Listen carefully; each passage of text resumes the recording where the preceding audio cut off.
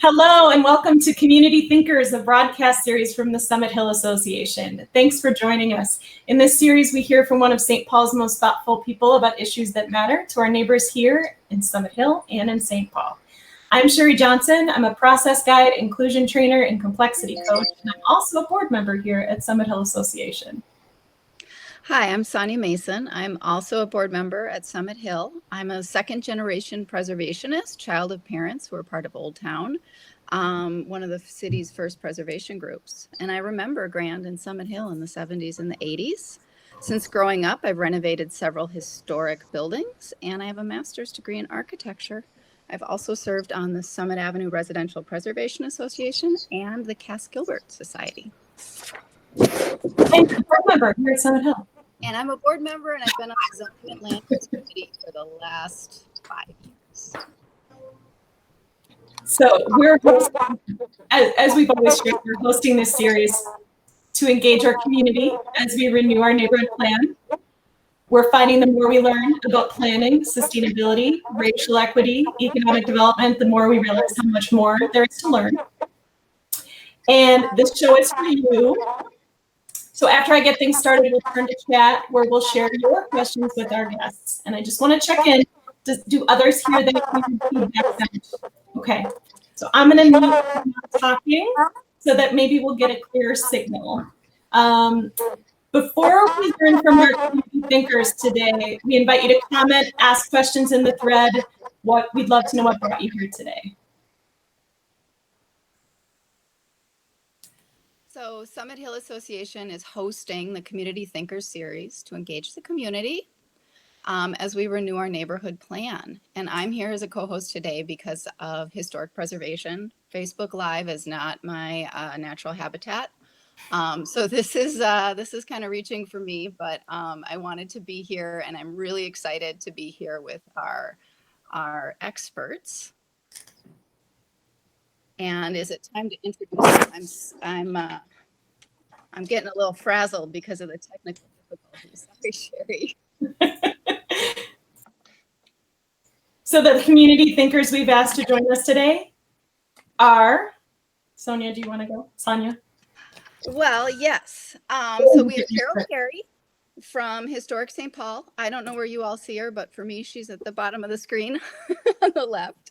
And then we have Erin Hanafin Berg, who's the policy director at Rethos. And I'm just so excited for our conversation today. Thank you so much for coming, Carol and Erin.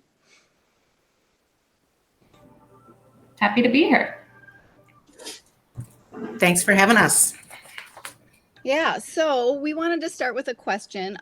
Please share your personal history, any personal history you have with Summit Hill or Grand Avenue or neighborhoods like it. Who wants to go first, Carol or Erin? I think Erin should. I actually was muted, so I was hoping Carol would go in, but I'm happy to do it. So, I grew up in St. Paul, grew up in Mac Groveland, but I would say that Summit Hill is probably, at least from my childhood, the neighborhood that I was most familiar with other than my own. I went to elementary school at Webster, which is now Obama. Me too. Elementary, yeah. And rode the bus through the area. I went to daycare in Summit Hill. Many of my friends lived in Summit Hill.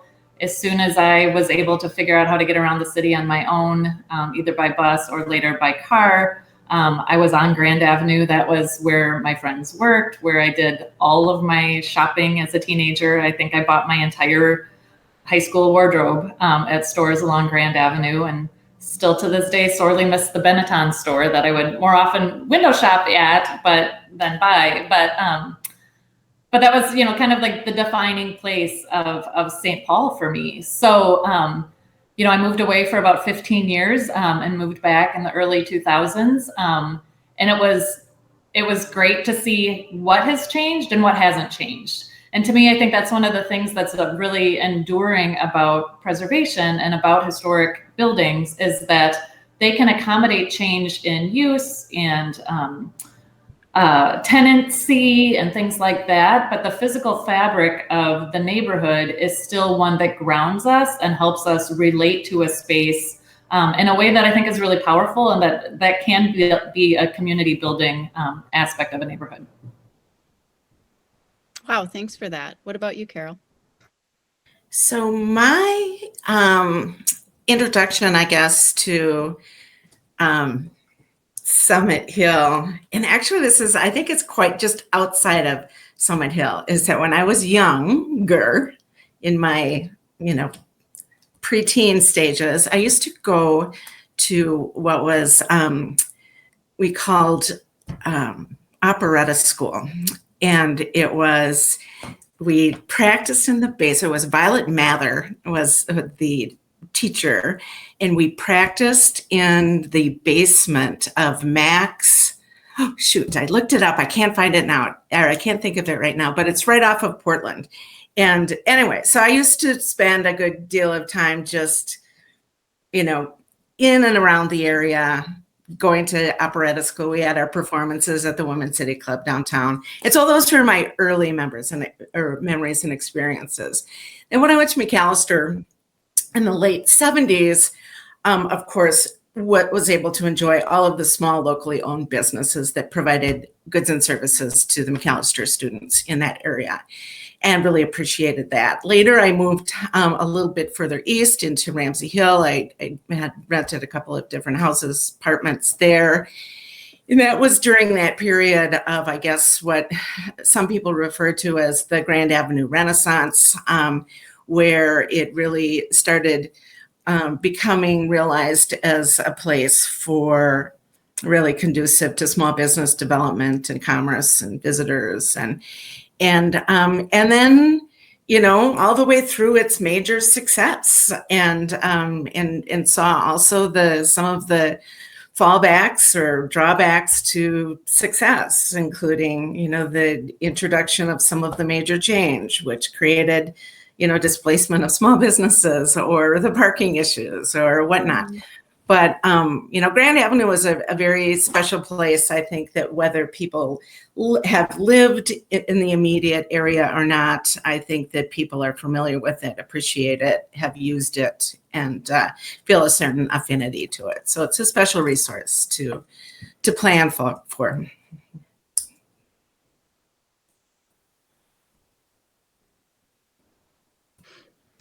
Well, And then the next question is also Sonia's question. oh, I'm sorry. I thought we were in That's the okay. show. I'm not good at this. I really enjoyed listening to what you guys said, and I would just talk about personal connections, but I'm supposed to read my question. Sorry, folks. I told you this isn't my native territory. So what do you see as the main benefits of historic preservation generally, as well as in St. Paul and in Summit Hill? I guess I'll start first on that one. Yeah. Well, I think, I was thinking about that question, and I think that there's some, kind of standard benefits that people in the field know and understand and appreciate, and it doesn't hurt to keep repeating those over and over again. First of all, it's a way to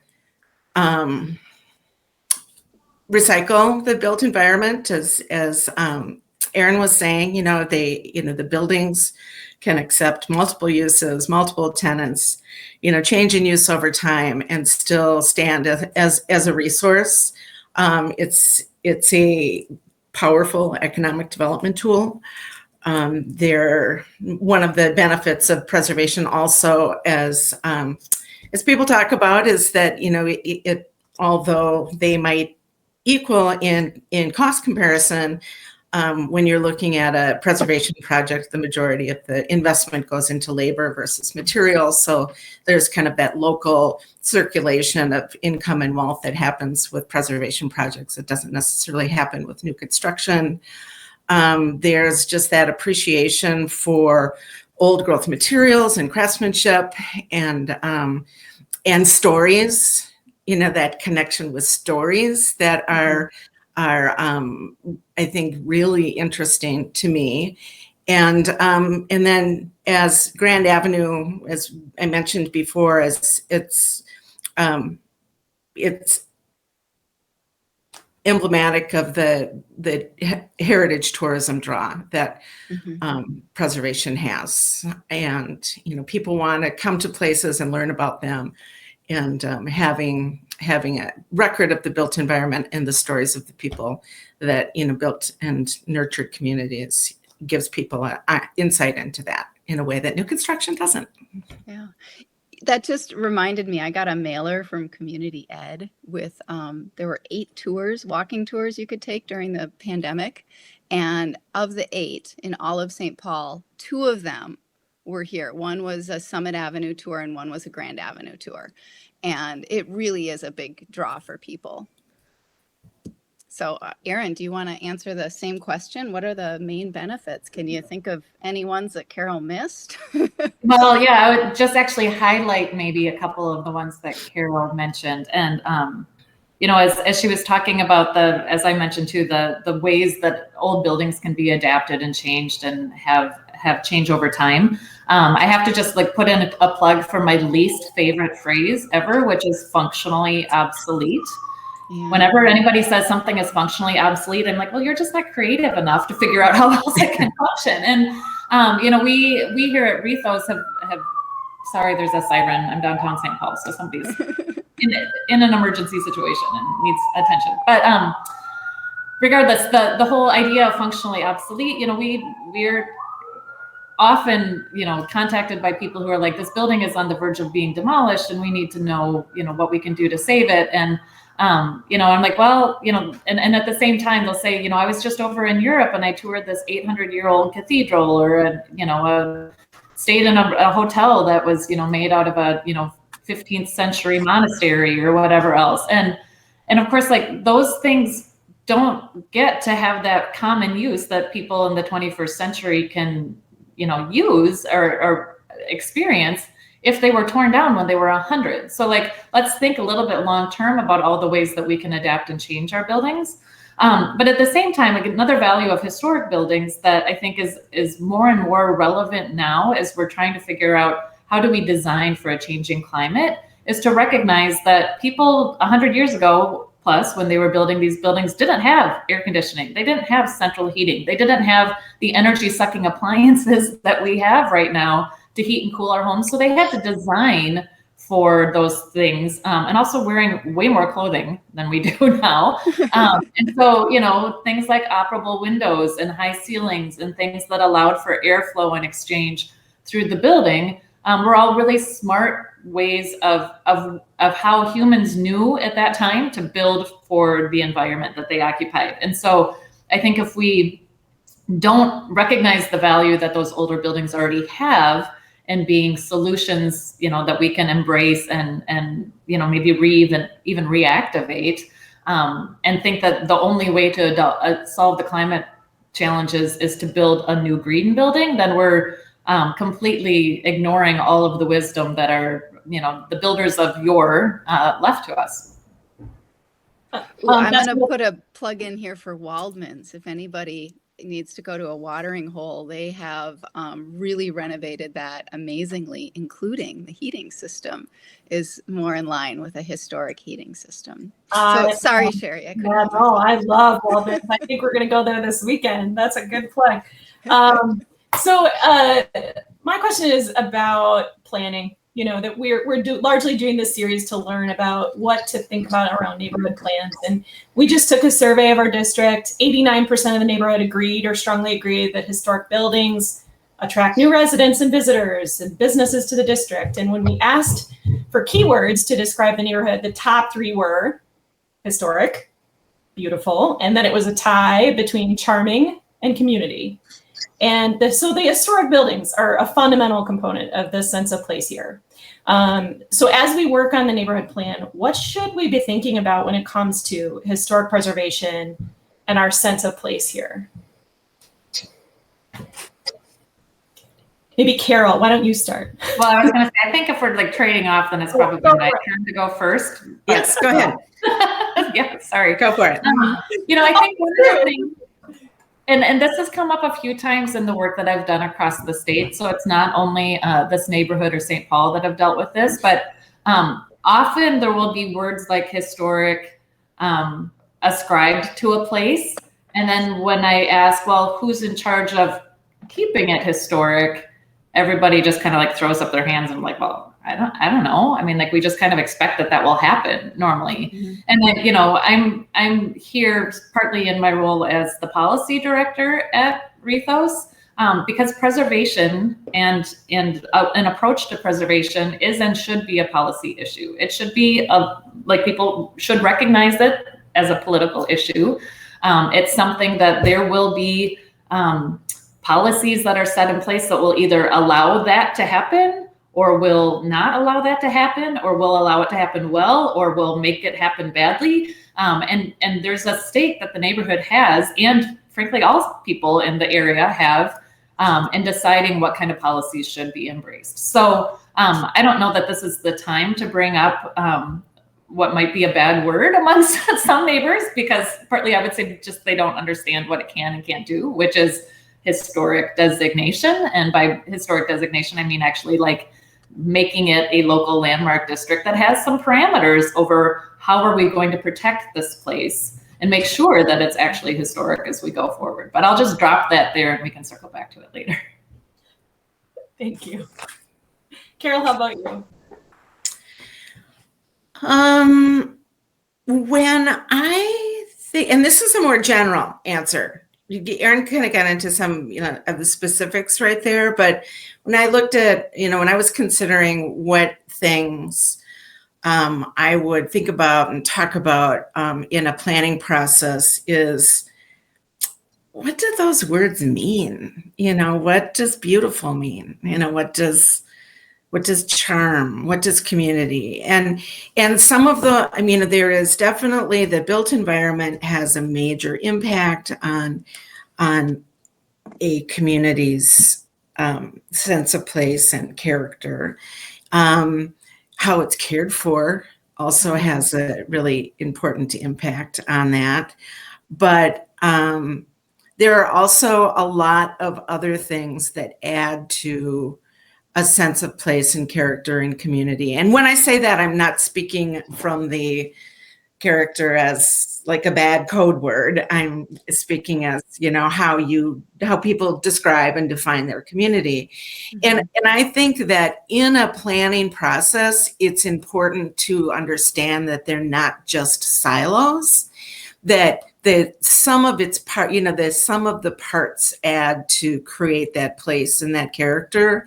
And viewing it in silos, I think sometimes creates situations where you miss that connectivity between the built and natural environment and the community and small businesses.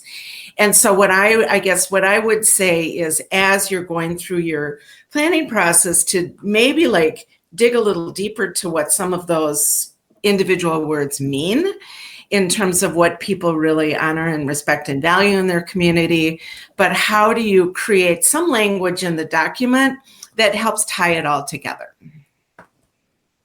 Great. Well, that leads into the next question, which is, what are some ways that neighborhood plans might inadvertently work against preservation? Do you want to take So that? I guess it's my turn to go first. Yeah.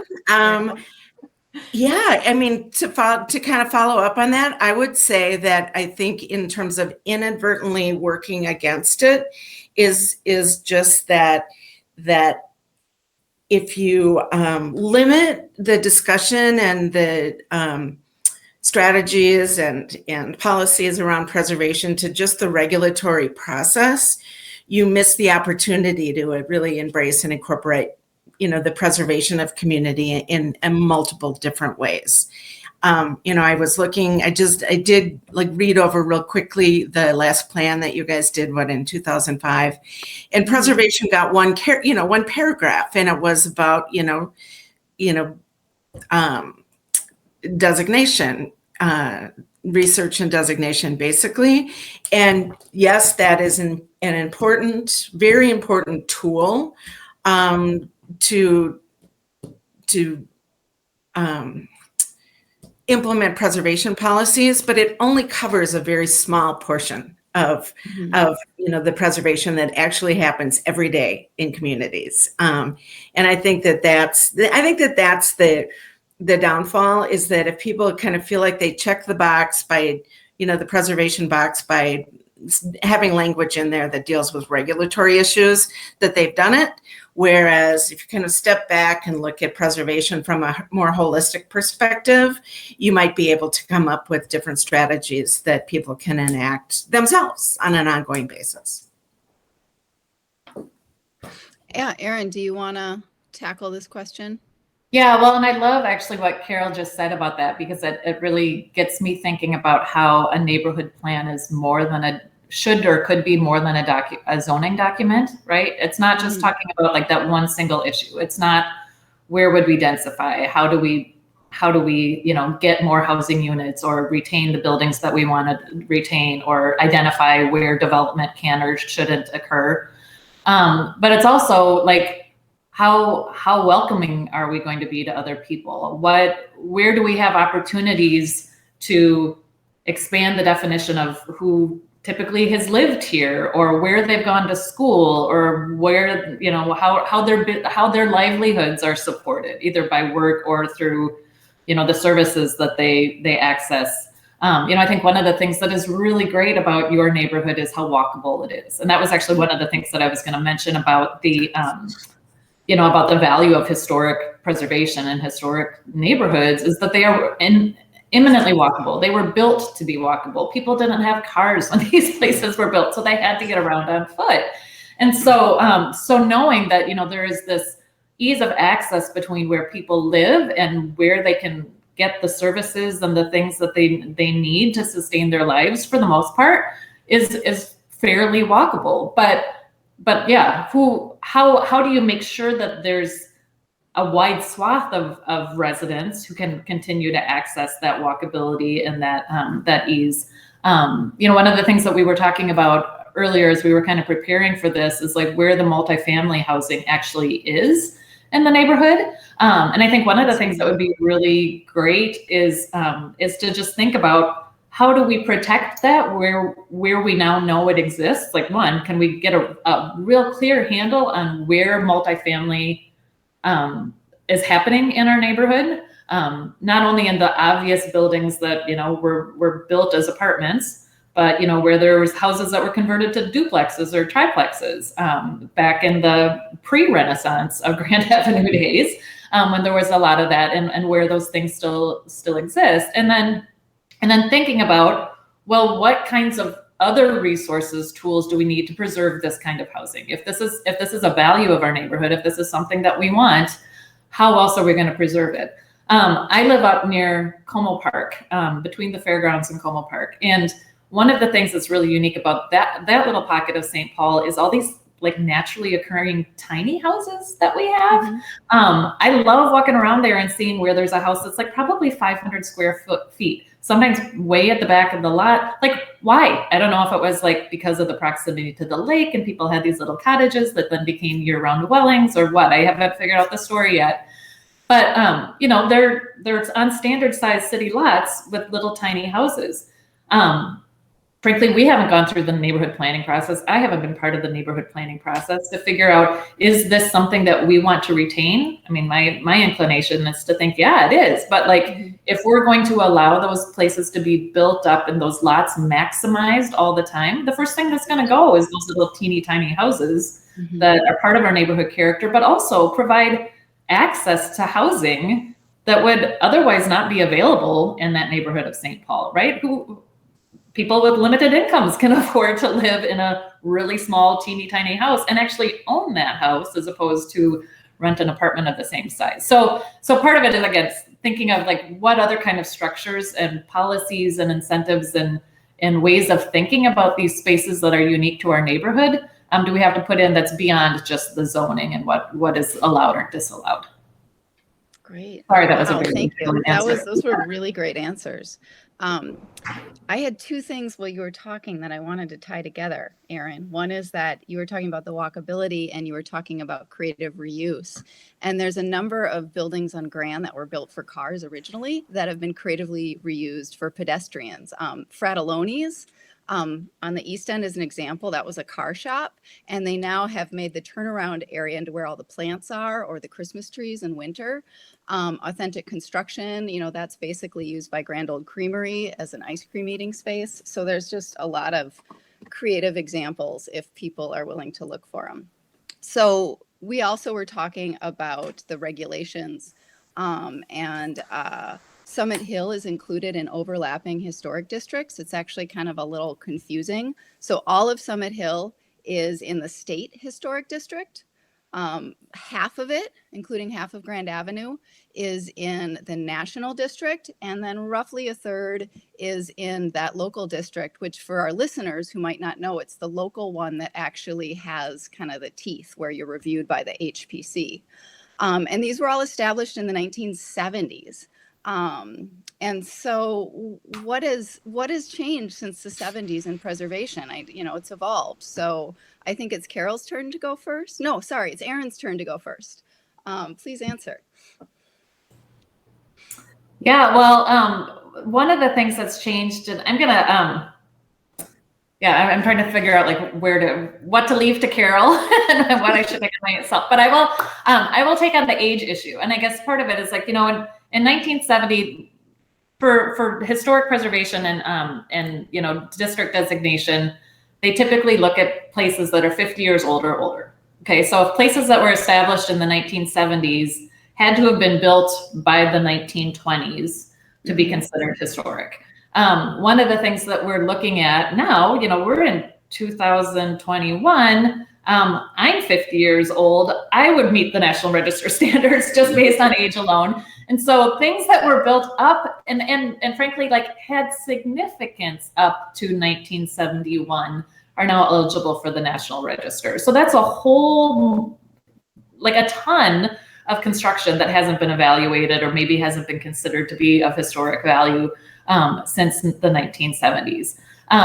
You think of all of the ways our communities grew and changed, and the building stock that was added, the building stock that was altered after World War II, which was a huge period of growth, and even like the ups and downs. One of the things that's also really challenging about historic designation, and especially the way it was done in the 1970s, it doesn't take into account those layers of history and how to recognize the value of all of those things. So I think one of the things that's really interesting about the story of St. Paul is its rise and its decline and its rebirth, and it's it kind of does this a lot. And how do you recognize and understand all of those historic factors that went into all of those periods of ups and downs, and say like that's part of our complete story here. I'll toss the rest of it over to Carol if she wants to dive in on that. So I think that me personally and people working in the preservation field generally have really used sort of the events definitely over the past year to think a little bit more deeply about the work that we do and how we can recognize the fallbacks and the drawbacks, and maybe in some cases the unintended consequences of the work that we do from through the lens of equity and inclusion. So to that end, I would say a couple of things. Number one, since the 1970s, now we have the advantage of being able to look back and say, okay, how did this work? And, the truth is, in a lot of ways, it was very successful. Neighborhoods across the country were renovated and invested in, and now represent some of the most desirable and, in some cases, exclusive communities there are. And so I think that's a reflection point to say, how could we do better? How could we make sure that opportunity is extended to a broader diversity of people. And to also recognize the fact that part of that success resulted in gentrification and displacement. And just as Erin was saying, to just recognize those as the different layers of history and be able to face those discussions honestly and openly in terms of finding out where we go from here. So that's one thing. I think another major shift is the understanding that typically oftentimes preservation has been practiced in a way that recognizes stories and structures that reflect really a relatively limited portion of our population. Yeah. They don't tell the full story of our different cultural communities, of our different economic, strata, of working people, of builders, of the people that have in some ways really fueled the development and success of our communities. And how do we change that? I think that there has been this perception of working class vernacular properties as somehow less important or less significant than high style properties. And it's easy to see why on some levels. The architecture is much more impressive in some cases, but it doesn't mean that the stories are any more important. And how are we really recognizing that diversity of stories and people that make up our communities? So that's another thing that I think has changed, and I think that those discussions are accelerating. I think another challenge and thing that's changed, and I don't have an answer to this, but I think that a lot of communities are struggling with, is the whole density versus preservation discussion. Mm-hmm. And I think that, we might get into that a little bit more in depth in the discussion. But and when we were doing a prep for this and talking about some of the issues that folks are dealing with, one of my concerns is that the discussion has gotten beyond a thoughtful discussion about how you can incorporate both and into us versus them, right versus wrong. And I don't think that leads necessarily to good policy or good product.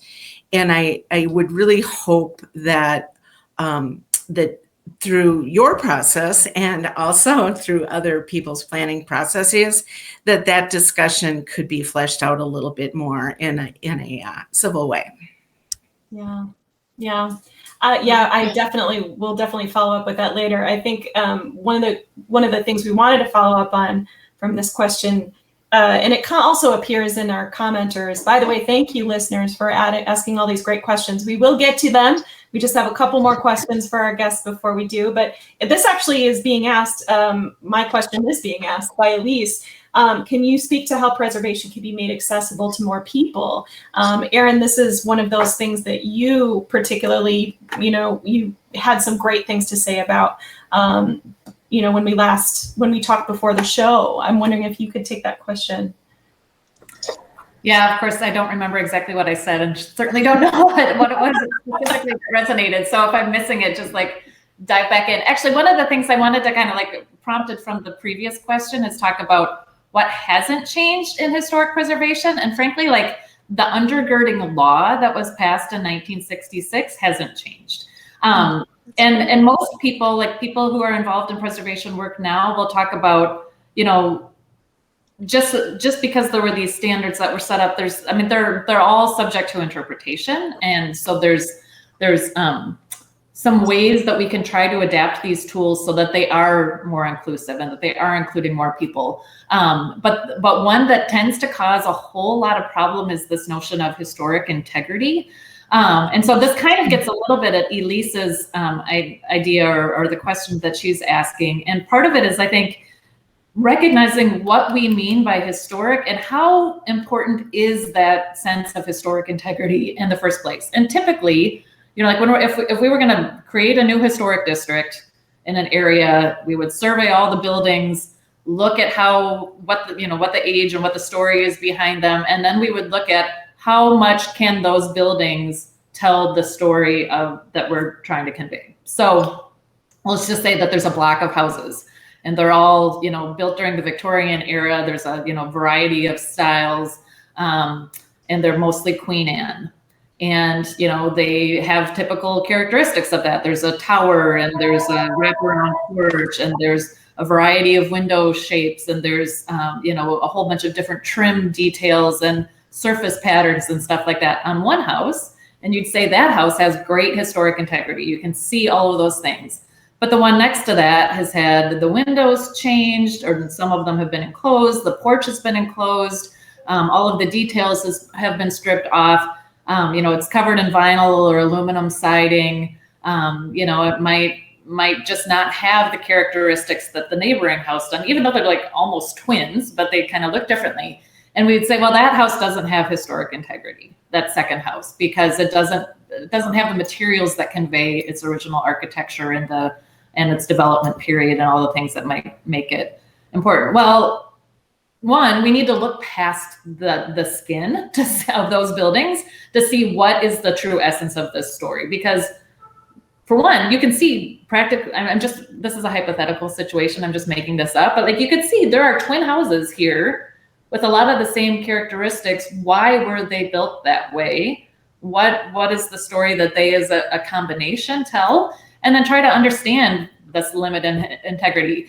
The reason I'm bringing this up kind of in relation to Elise's question is because this has been a way that other neighborhoods and districts and areas that have a lot of community history have been typically kind of like just cast aside.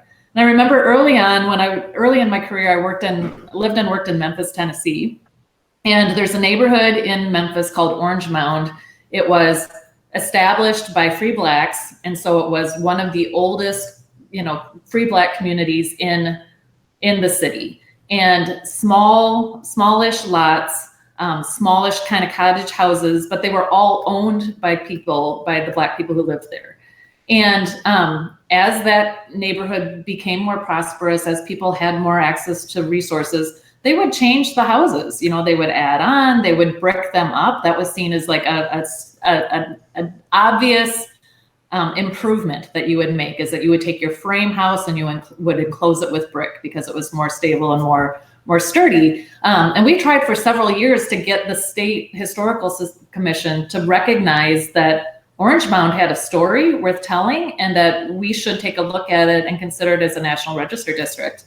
And the pushback that we got repeatedly from the folks that are administering the National Preservation Act at the state, where it has such poor historic integrity. It's not telling the story. And I'm like, well, we need to tell a different story then, because this community does tell a story. We're just not digging deep enough to understand what the story is. So I think that's one way to include more people. In every place has a story behind it. 90% of our environment that we live in is built, existing, probably dates from 50 years ago or older, would, at least on age alone, meet our definitions of historic. But what is the true story of that place, and how do we honor that story by deciding what we can tell about it and what's worth preserving?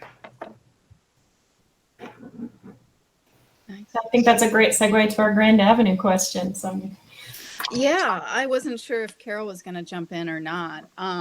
That was really great. What I just kind of heard was that, we have this strong preservation foundation, but we need to broaden it. We need to add new things to it. And that does segue really well to Grand Avenue, because getting ready for this, I was reading the 2001 context study in the city of St. Paul about neighborhood commercial centers, which tend to be these kind of smaller buildings that don't have that historic integrity that Erin was just talking about. Grand Avenue is, of course, the neighborhood main street for Summit Hill. And as you go west for Mac Groveland and Summit University comes over too. It's a very well-used corridor by lots of neighborhoods.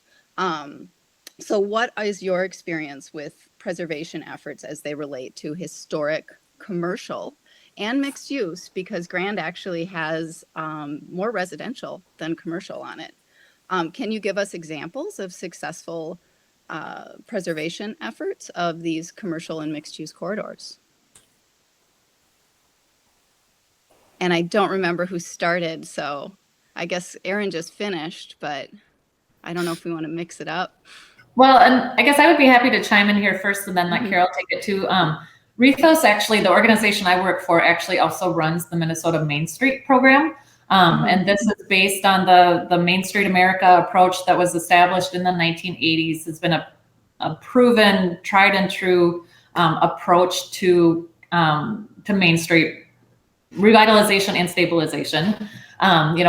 Communities enter kind of at different points depending on what they've experienced and what their goals are, and frankly, it's very much a community-led program. We at Rethos have I think there's 12 communities now that participate. Most of those are in rural communities, but we just added the first urban Maine program up in Duluth. The Lincoln Park neighborhood of Duluth is now one of our Main Street communities.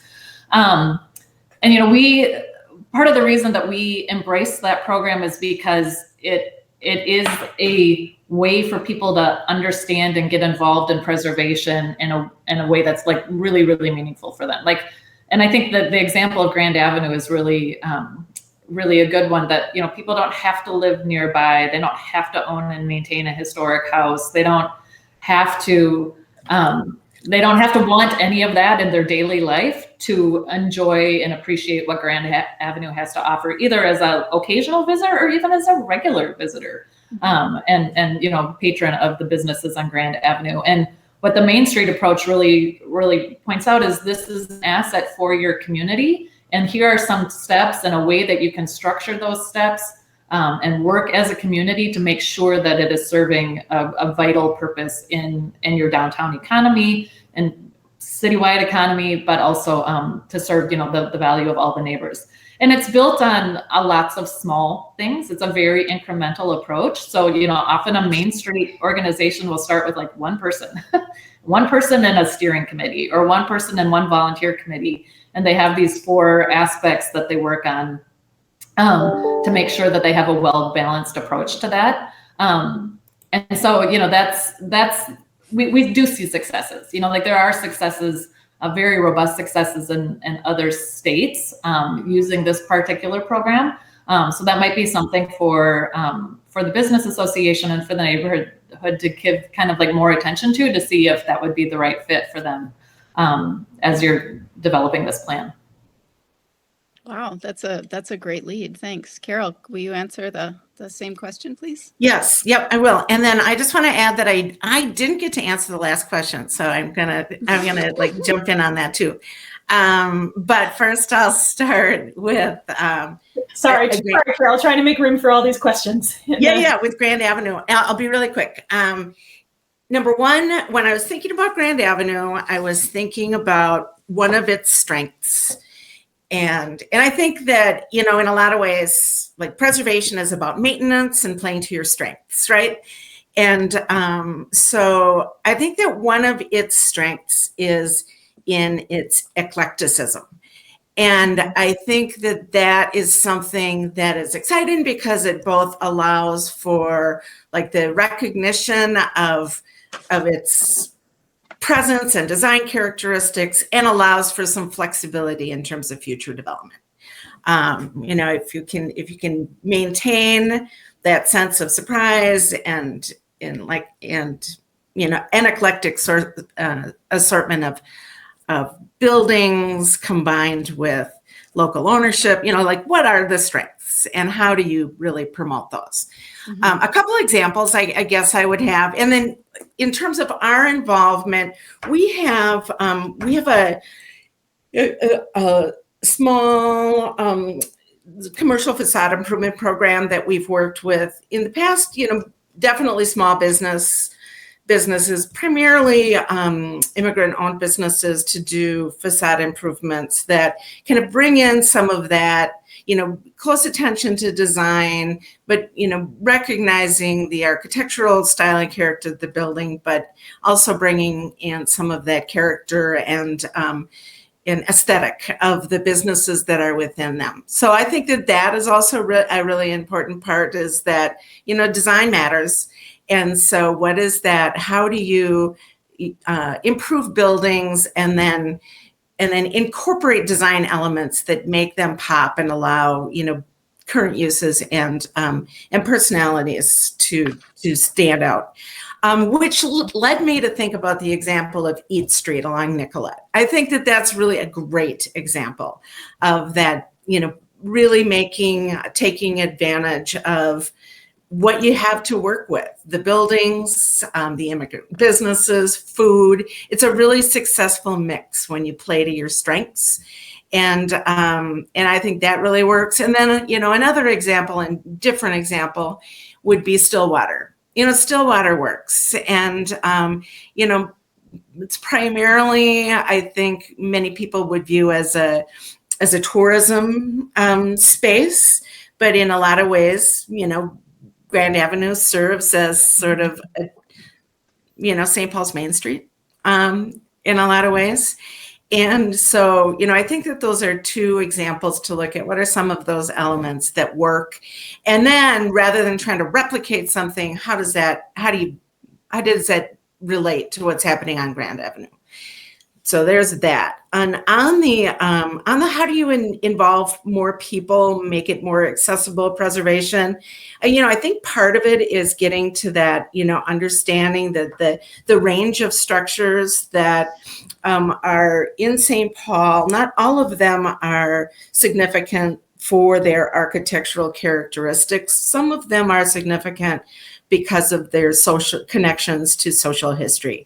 And so spending more time and effort and resources on really developing those narratives about the histories and the contributions of the different cultural communities in St. Paul. And then what are some of those structures? What are those structures? How do you honor and preserve them and make sure that you're telling the stories of those other communities and lifting them up and elevating those stories as well. Along with that, in terms of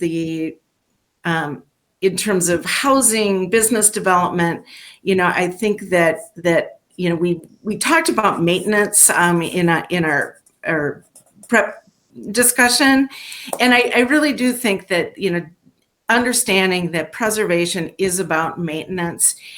And some people, whether the property is designated or not, it's a challenge to maintain their properties. Either there's the financial resources are there or the knowledge isn't there. So really supporting those efforts and making a conscientious effort to make those resources available to people, and targeting communities that maybe historically have not had access to ownership and those resources, to be very intentional about how, from a policy perspective and a resource allocation, we are reaching out to communities that maybe haven't benefited or been able to participate in preservation in the way some folks have. Thanks, Carol. Wow. Thank you. I'm going to hop in with the listener questions because we're getting to the end of our show. But I think I'm just noticing there's a few different comments that are kind of getting at what you brought up earlier, Carol, and obviously what's huge in our neighborhood right now, this concept of density versus preservation. And there's, I'm seeing a couple different things about not only accessibility, but this piece about smaller houses, that modest homes are an important part of preservation, that and yet the city of St. Paul is asking for densification, is asking for more ADUs and more missing middle.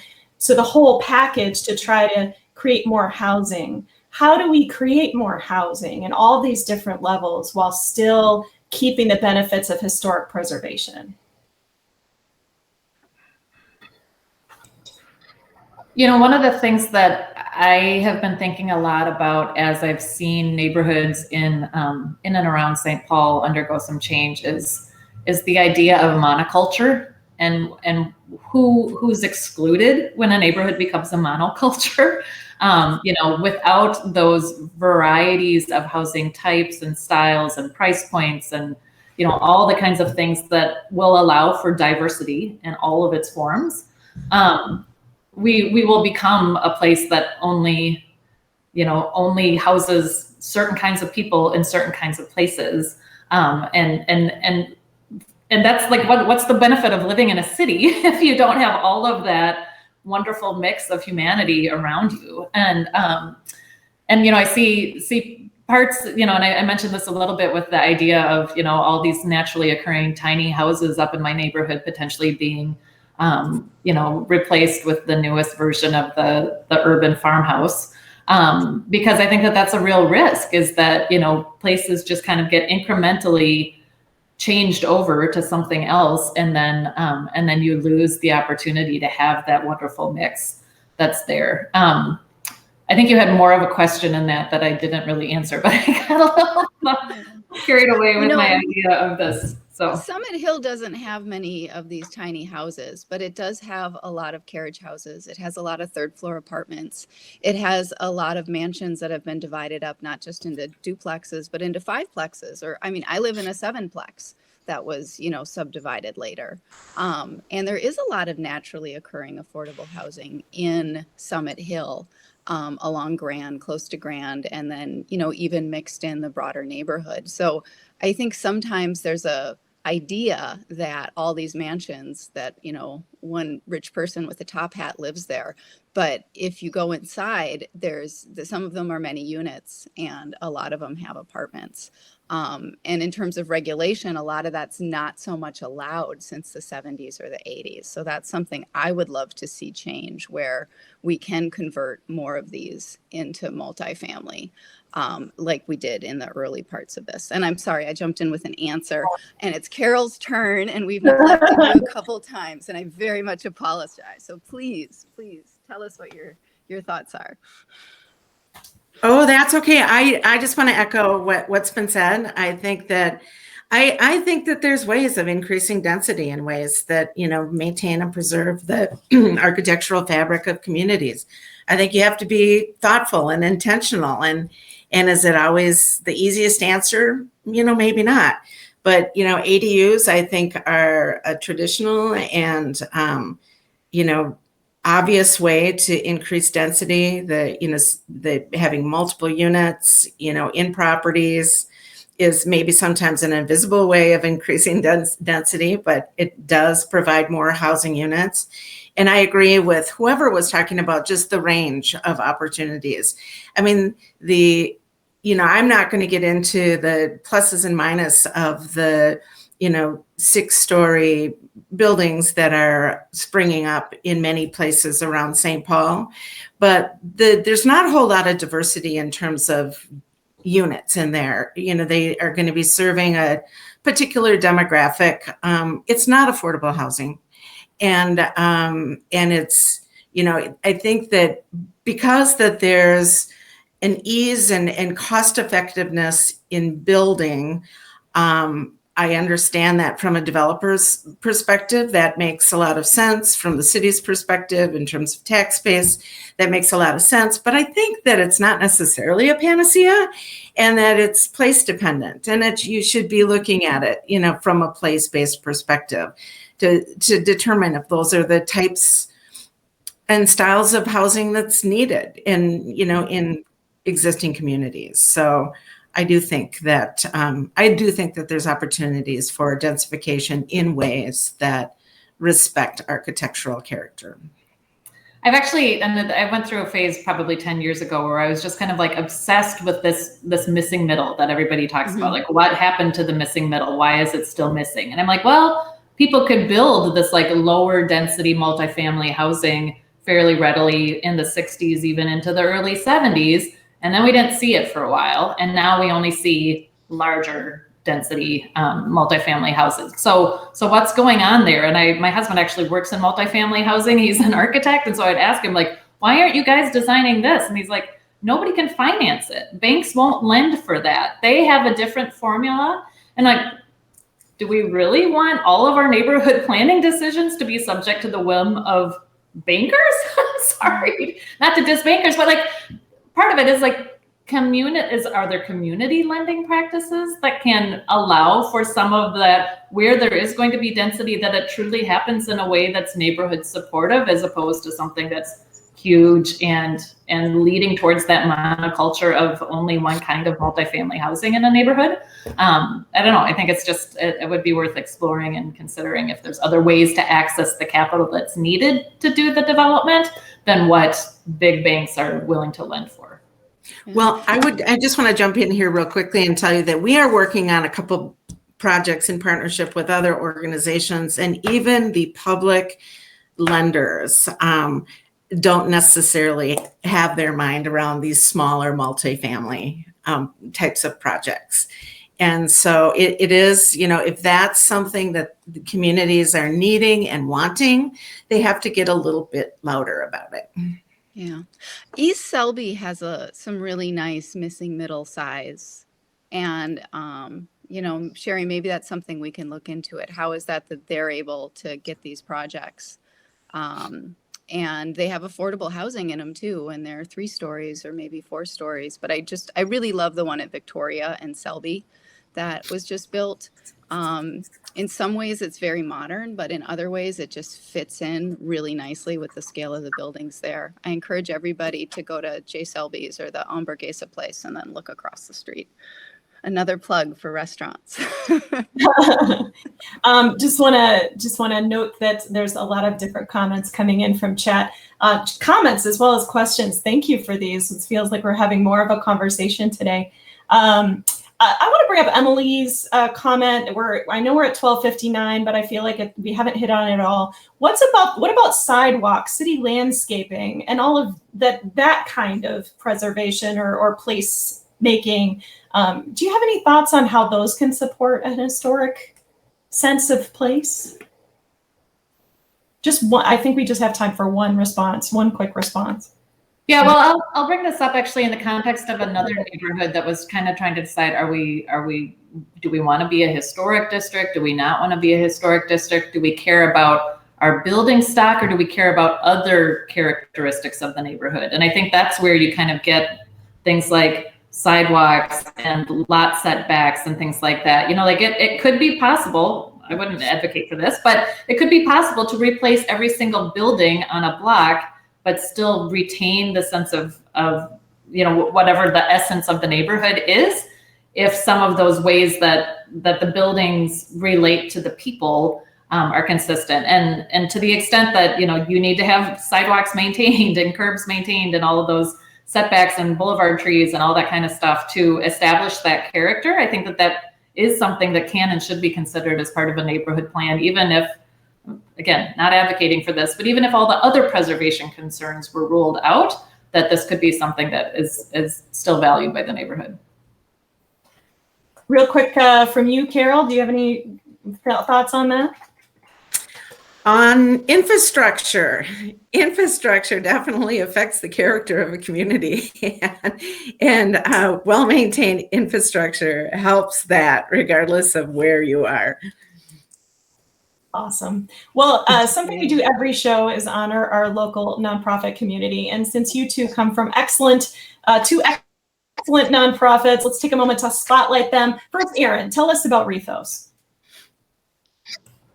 So Rethos is a nonprofit community and economic revitalization program that is focused on historic building reuse. So we have several programs in education, in our Main Street program, in policy work, which is where I focus, and also in a historic loan rehabilitation program that we work in conjunction with the state historic tax credits that are available to really make sure that people know how to take care and love the places that matter to them.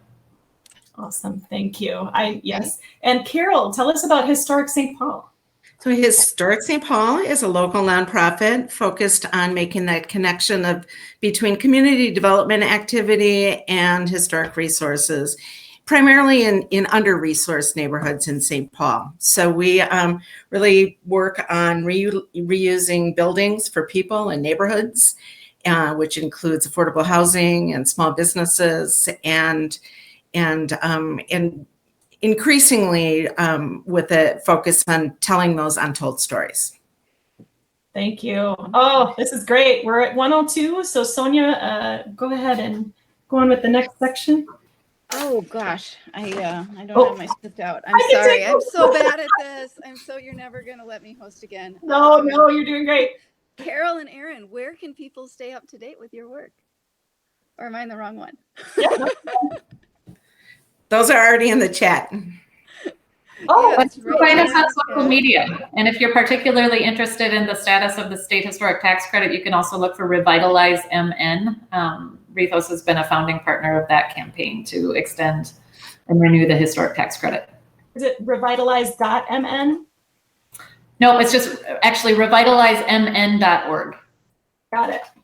Thank you. And also in various forms on social media. So Awesome. And I see Kate just plugged in our her contact information, or our contact information on the chat. You can also keep up to date with what we're up to on our Facebook page and historicstpaul.org. Awesome. Wonderful.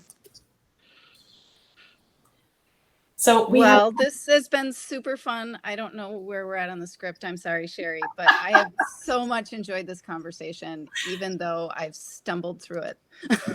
Not at all. You did great. So we've come to the end of another of our Community Thinkers series, actually, for now, for the foreseeable future. Please do watch for the archive of all the videos we've done in this series on our YouTube channel, including this one. See you around, everybody. Thanks, Carol, and thanks, Erin. Yeah. Thank you. Thank you. Bye. Bye-bye.